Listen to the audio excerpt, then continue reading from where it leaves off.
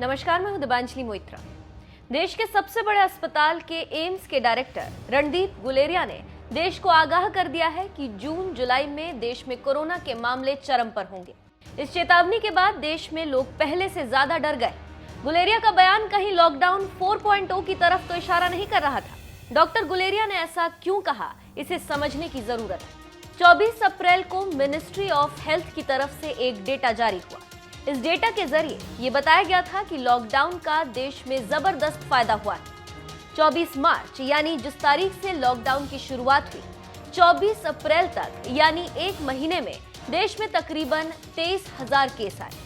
अगर लॉकडाउन ना लगा होता तो ये केसेस एक महीने के भीतर 40,000 को पार कर चुके होते।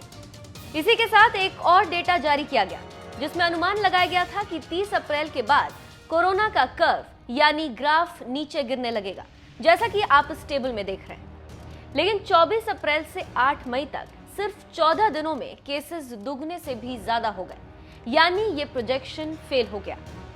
इसी तरह की एक और सर्वे हाल ही में आई थी। सिंगापुर की एक यूनिवर्सिटी ने यह सर्वे किया था। इसमें अनुमान लगाया गया था कि 21 मई तक भारत में कोरोना के मामले 97% कम हो जाएंगे और जून के अंत तक कोरोना खत्म हो जाएगा। 19 मार्च को यूएस की एक संस्था ने अनुमान लगाया था इंडिया में कोरोना की वजह से सबसे बुरी हालत होने वाली। 130 करोड़ की आबादी में से 300 मिलियन यानी 30 लाख लोग कोरोना से प्रभावित होंगे। हालांकि पहले इस संस्था की रिसर्च में यह आंकड़ा 800 मिलियन यानी 80 लाख लोगों को बताया गया था। Indian institute of science Bengaluru, Jawaharlal Nehru centre for advance scientific research IIT Bombay और आर्म्स फोर्स मेडिकल कॉलेज की जॉइंट रिसर्च बताती है कि मई तक देश में 30 लाख लोग कोरोना की चपेट में होंगे और 76,000 आईसीयू बेड की जरूरत पड़ेगी।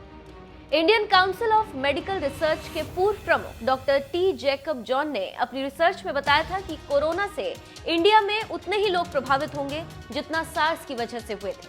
मिनिस्ट्री ऑफ हेल्थ का दावा था कि सार्स की वजह से 33,783 लोग प्रभावित हुए थे, जबकि एक लैब रिपोर्ट का दावा है कि देश में 62,000 सार्स के कंफर्म्ड केसेस आए थे और 981 लोगों की मौत हो गई थी। जैकब जॉन का एक और दावा था कि इंडिया की कुल आबादी के 10% यानी तकरीबन 13 लाख लोग कोरोना की चपेट में आ सकते हैं। जैकब जॉन ने भी आशंका जताई थी कि भारत के लिए जून और जुलाई का महीना काफी क्रूशियल रहने वाला है।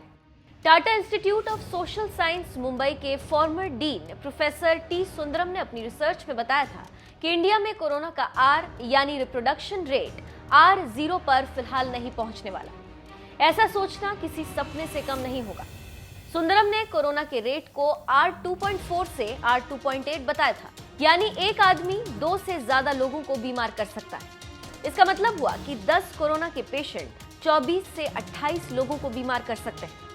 अब इन सारी बातों को एम्स के डायरेक्टर रणदीप गुलेरिया की बातों से जोड़कर देखिए। मतलब इंडिया में कोरोना कंट्रोल को लेकर इंटरनेशनल रिसर्च और मिनिस्ट्री हेल्थ की रिसर्च फेल हो गई। दूसरी तरफ कोरोना को लेकर जो आशंकाएं लगाई जा रही थी, कोरोना मीटर भी उसी ओर भागता नजर आ रहा है। रणदीप गुलेरिया के बयान के एक दिन पहले से ही बीएमसी यानी बॉम्बे म्युनिसिपल कॉर्पोरेशन ने सबसे बुरे हालातों की तैयारियां शुरू कर दी थी। मुंबई में मई के आखिरी हफ्ते तक 75,000 कोरोना के मरीज होने की आशंका है।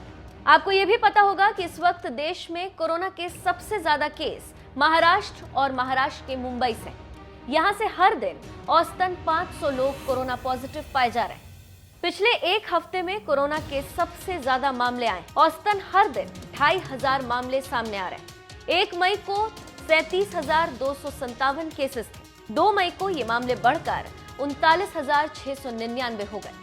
5 मई को ये बढ़कर 49,400 के पार पहुंच गए और 7 मई तक कोरोना के मामले 56,357 के पार पहुंच गए।